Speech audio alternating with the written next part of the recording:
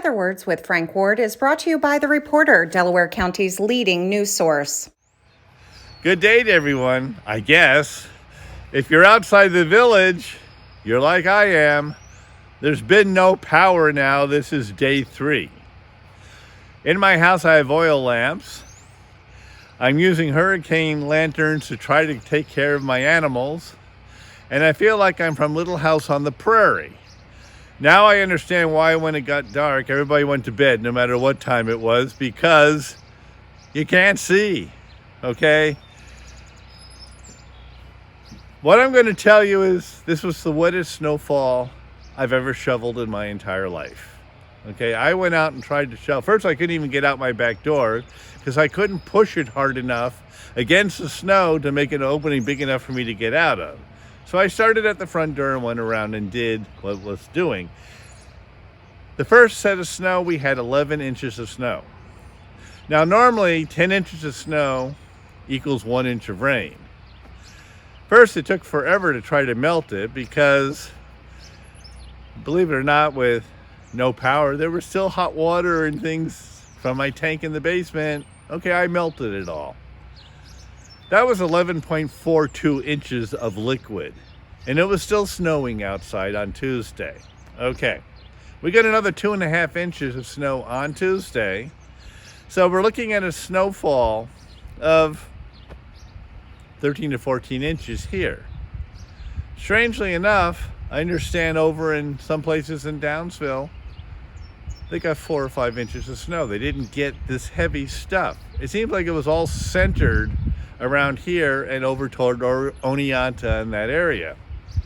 I do know on Tuesday morning I stepped outside and it just simply sounded like the woods was destroying itself.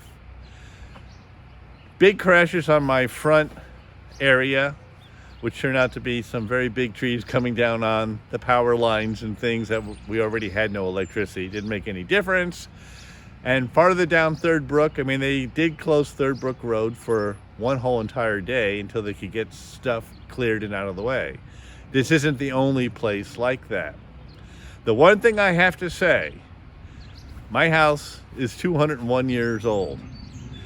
The well on top of the hill pressure feeds my house with water, whether there's power or not, which means I still have 25 pounds of pressure and been supplying water to some people who are on a well, because you know what? No power, no water. No power, no furnace. You know, if you think a few weeks back, actually quite a ways back, someone was talking about eliminating wood burning as a source of heat. You know, if it wasn't for my wood stove in here, I wouldn't have any heat. If it wasn't for propane, and believe it or not, that's a fossil fuel. Okay, it's made from oil. People that still have propane can still light their stove and still cook. If you have an outside grill, what's running it? Propane. Guess what? You do away with all that, and we'd all literally be living from the dark ages. There'd be nothing. You couldn't even light an oil lamp because the oil comes, and the oil lamps come from fossil fuels. You know what? I'm all for green energy as a supplement to everything that's there. To totally go green everything, guess what? Solar energy is no good when there are lines down either. You're still not going to get any power. The things are sitting there doing what? The same thing you're doing, trying to find something to light up. People with panels on their roof, they're not getting anything from that either unless you spent thousands of dollars to put in the extra batteries and things from your solar panels. And most people don't have that kind of money. Weather-wise, I did say, and you'll see in the paper, it was going to be a warm-up. Well, you know, yesterday we did get to 46 degrees. Okay, that's only a degree or so below normal. Today's going to be in the 50s. This afternoon, what's it going to do? It's going to rain. Just what we need. Let's liquefy the rest of this snow and throw some more water on top of it. One of the reasons we had the disaster we had, we're just lucky the trees weren't leafed out, because then you would have had a total disaster everywhere. But this ground is so wet that you put that extra on the branches, and a lot of these things didn't just snap off, they uprooted themselves. If the ground had been frozen, it would have been better. It wasn't. Okay. But then again, if the ground was frozen, we'd be much more cold, and then therefore people would be literally freezing to death. And, it's one of those things that nature's going to do what it's going to. You really just have to be prepared for it. But today we're going to get in the low 50s. Put it up to 60 or so tomorrow. Believe it or not, they're now saying 70 to 73 degrees for Sunday. Put it into 60s for Monday. In other words, the warm-up's going to be here. We've been told, hopefully, we might get power back here. The computer, and I don't have a cell phone or anything, but Brett looked it up. It said Lower Third Brook Road, 11:30 tonight. Of course, it was supposed to be 11 o'clock last night. Before that, it was supposed to be 11 a.m. I understand there were several large transmission lines that were down. There are they're not condensers, what are they called? I forget. The thing on the poles. Transformers, thank you. That were smashed and needed to be replaced.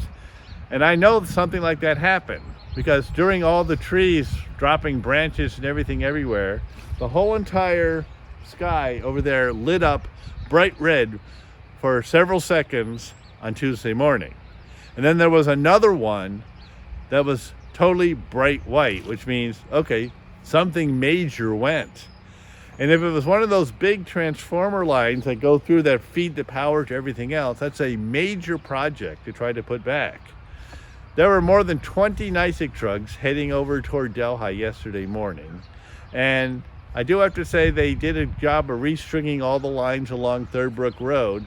The trouble is, such an area, and you're talking about 4 or 5 counties that have people without power. There's still this morning 42,000 customers without power. Okay, that means a customer isn't just one person. It could be an entire household with 5 or 6 people in it. So you're still looking at 200 and some odd thousand people with no power. You know what? Not good. Thing about the snow, if you needed something chilled, you threw it in the snowbank outside your house. But that's going to be gone today. We better have power tonight. That's all I can say. So, the one thing about doing the weather, you're not really sure what to expect. But you know what? I try to prepare for the worst. 2 days ago, I bought big ice bricks and threw them in all my freezers that have all the meats from the farm. Nothing has thawed. Thank God. Because otherwise, if it hadn't been for Butch Neal during the 2006 flood, who had a huge generator that filled the entire back of my truck, he goes, "You won't be able to get it off." I said, "Butch, I don't care about whether I can get it off or not. Will it power all my freezers and things?" He goes, "Yes." I said, "Good," because I had just refilled them with 2 cows, pigs, and everything. There was like $10,000 worth of meat out in my barn. You know what? Hooray for generators. So, generators don't work by solar power, by the way. It's one of these things. We were going to today go to one of the solar things on Back River Road here in Walton. I don't even know if we can get there. I know the forest on the area right before it, both sides of the road. You know what? They're probably cutting trees there too. We will eventually get there. And you know what? The solar farm doesn't look so bad. However, I have all sorts of facts, positive and negative, that go along with solar energy. And we'll talk about those when we finally get there. Right now, let's get through with this disaster and we'll take it from there. So, have a good day. I hope you have heat, and I hope the power's back before tomorrow. Have a good one. To sponsor Weather Words with Frank Ward, call the reporter at 607-464-4009.